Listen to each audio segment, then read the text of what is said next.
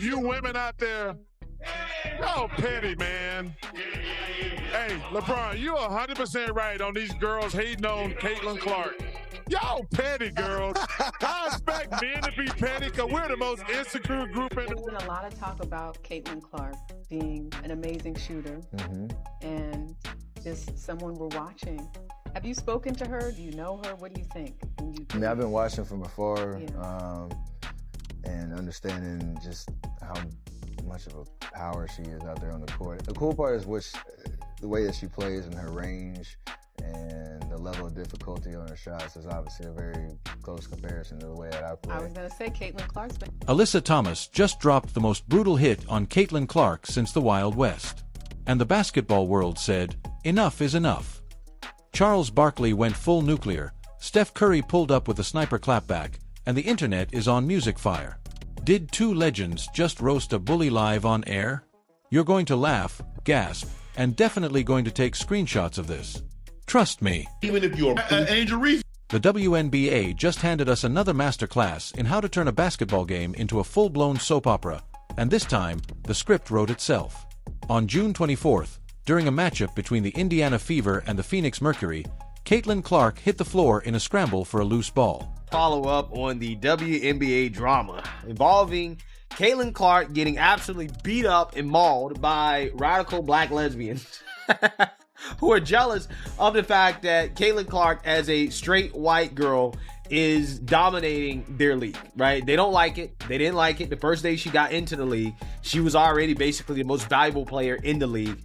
They felt disrespected, again, because she's straight and white, and they openly say this, right? Like, this is an open thing. They openly say, hey, well, we don't like the fact that nobody cared about WNBA until... Alyssa Thomas came down on top of her, planted a fist right in the throat area, stepped over like it was a casual Tuesday, and somehow no foul got called in real time. The league eventually woke up, reviewed the tape, slapped Thomas with a flagrant 2 and a 1-game suspension. Classic WNBA timing. Fix it after the internet explodes. Brilliant strategy. The same type of taste of what we're seeing is they're already trying to set up Alyssa Thomas as the victim, right? Same old playbook. They play the bully, they get pushback, and then they scream victim, right? Angel Reese, we all know about what went on with that first game last year, and it's just over and over again, right? You've got this. Now, keep in mind what happened. Alyssa Thomas, she got away with a flagrant 2 that should have seen her ejected. You would think that would be the end of it, but no. This play, music, lit a fuse under the entire basketball world. People were not subtle. They saw a veteran using a superstar rookie like a doormat and decided enough really was enough.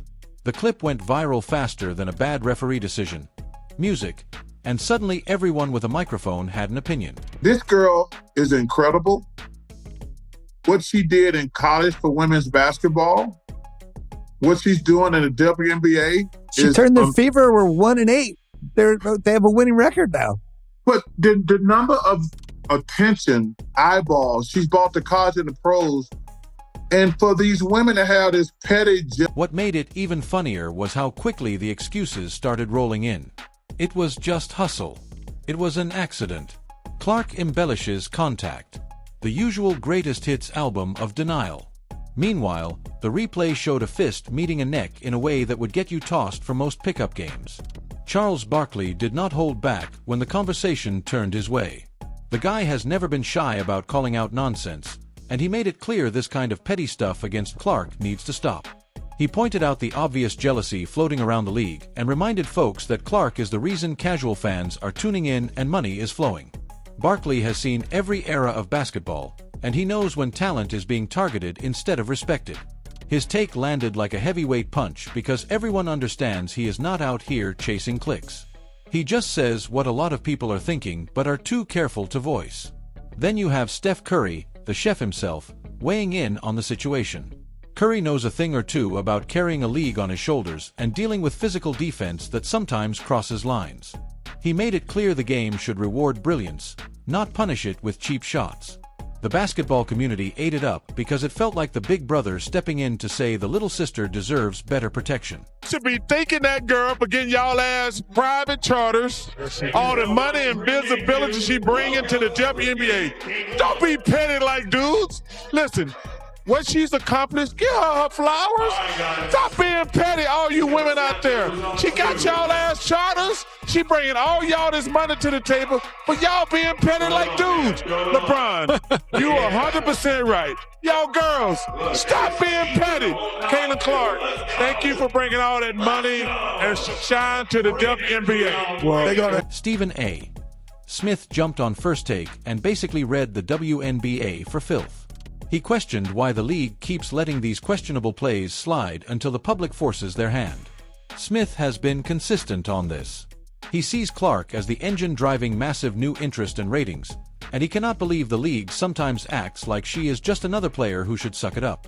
He pointed out the pattern of physicality aimed her direction and demanded better officiating and accountability. His delivery was pure fire. Loud, passionate, and zero apologies. When Stephen A. gets going, you either get on board or get run over, and in this case, most folks were nodding along. The reactions kept piling up from every corner. The divide was hilarious in that sad sports way. One side acted like Clark invented flopping while ignoring the knee to the thigh and the fist to the neck. The other side treated every hard foul like an assassination attempt. In reality, it was somewhere in the messy middle, but the league's slow response made everything worse. They let the game continue without addressing the obvious, then dropped the suspension later like they hoped nobody would notice. Classic. There is a flagrant level of resentment that exists when it comes to Caitlin Clark, and it has existed since she has arrived in the league. She is the cash cow. Just recently, a couple of days ago, I think, we saw her and another player, I think it was Alyssa Boston or whatever. We saw them be the top 2 vote getters for the WNBA All-Star game so far. Every time you turn around, there seems to be something. Alyssa Thomas later spoke out and called the whole thing a complete accident. She said she did not even realize the fist contact until fans shared clips afterward. Fair enough on the not noticing part during live action, but the league disagreed after review and still handed down the punishment. Thomas also mentioned receiving death threats and racial slurs, along with family addresses being leaked. That part is ugly and unacceptable, no matter which side you are on.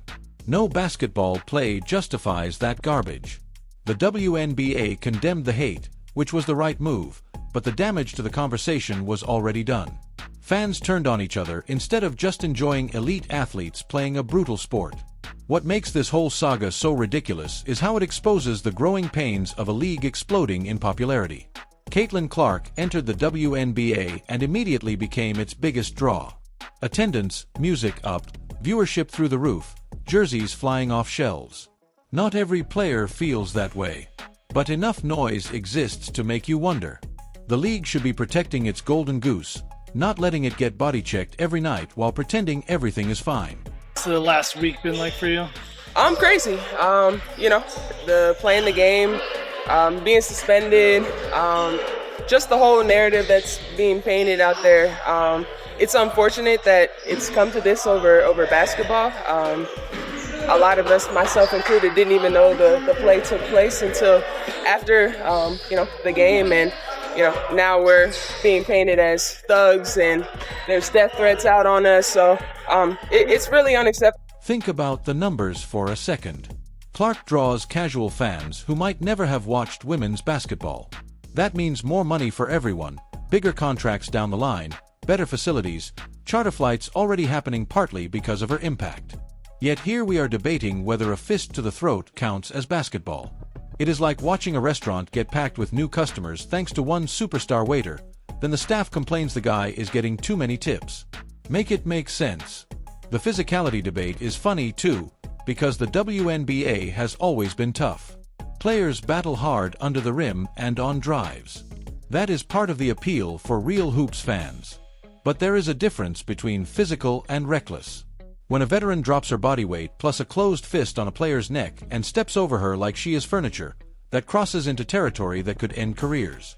Analysts across the board started connecting the dots to other hard fouls Clark has absorbed this season. The pattern feels real. She leads the league in getting hacked while shooting threes with minimal landing space calls. Defenders bump her off paths, body her on screens, and sometimes it looks intentional. Is what happened this week an indication of what needs to be better going forward, Drea? Well, yeah, I certainly hope that moving forward, referees understand that there needs to be a sense of hypervigilance in certain matchups. Like when you watch that play, the referee that could have maybe seen the action was standing off to the right, she was standing up, and maybe that's okay in normal games, right? But when you have two teams that are playing each other 2 nights after a game that had 5 technical fouls and an ejection, whatever the referee thinks they have angle-wise, it's not good enough. Coaches like Stephanie White have spoken up about cheap shots. When even people inside the league start using that language, you know the optics are bad. The WNBA wants to grow, but growth requires protecting stars who sell tickets. Ignoring it risks turning new fans off before they get hooked. On the flip side, some smart voices reminded everyone that Clark plays aggressive, drives into traffic, and sometimes pays the price. That is fair criticism. No player is above the rules. But the conversation should not become Clark is soft versus everyone else is just competing. She absorbs contact like anyone else and keeps getting up. The issue is when the contact looks extra and the whistle stays silent until social media pressure mounts. Calling out a dirty play is one thing. Music, sending threats to someone's family is something else entirely. The league needs to figure out how to protect players from online mobs while still holding people accountable on the court. Thomas has been a great player for years. A 6-time All-Star who brings intensity every night. One bad moment does not erase that. But it also does not mean we pretend the moment was clean. Accountability and basic human decency can coexist. You got to call it. It's absolutely egregious and utterly disrespectful. And then number 2, you're coming in here aware of what happened 2 nights ago, and that still happens? Absolutely unacceptable. Absolutely unacceptable. And the reckless closeout that they actually reviewed, and the foot still comes down on top of the defender's foot that wasn't upgraded? Absolutely disrespectful. Looking ahead, this drama probably weirdly helps the league. More eyes are on games. Debates drive engagement. But the WNBA cannot survive long-term on controversy alone. They need clean basketball, consistent officiating, and a culture where stars like Clark can shine without becoming targets. Players should compete hard, but respect the talent that grows the pie for everyone. Veterans mentoring rookies instead of testing them with extra physicality would be a good look. Barkley, Curry, and Smith all basically delivered the same message in different tones. Protect the game. Protect the stars driving interest. Stop the pettiness. Enough is enough. Their voices cut through because they come from outside the WNBA bubble and carry massive credibility. Caitlin Clark is not going anywhere. She is too talented and too magnetic. The question is whether the league will rise to meet the moment or keep fumbling the opportunity with slow reviews and inconsistent standards. Fans are watching closely now.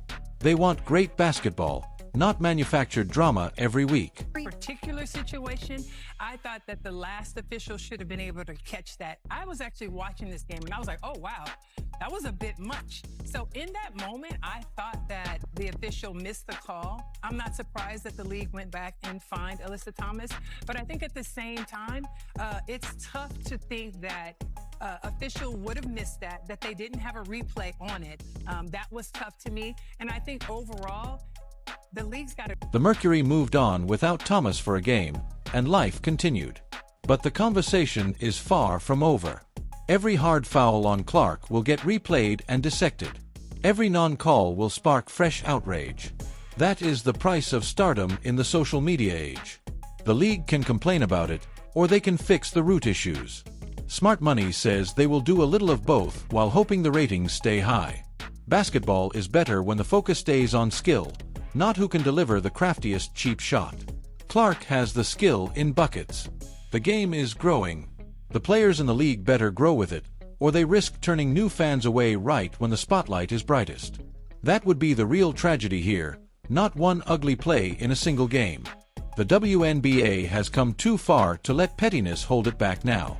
Time to lock in and let the basketball do the talking. Your Mercury Freezeland. The real comedy gold here lies in watching the league pretend this is all just isolated drama, while the numbers tell a different story. Viewership spikes whenever Clark touches the ball. Yet, some insiders still treat her like an unwelcome guest crashing a private party. They want the money her stardom generates, but act allergic to the responsibility that comes with it. Other stars have absorbed tough fouls over the years, sure, but the spotlight on Clark turns every bump into breaking news.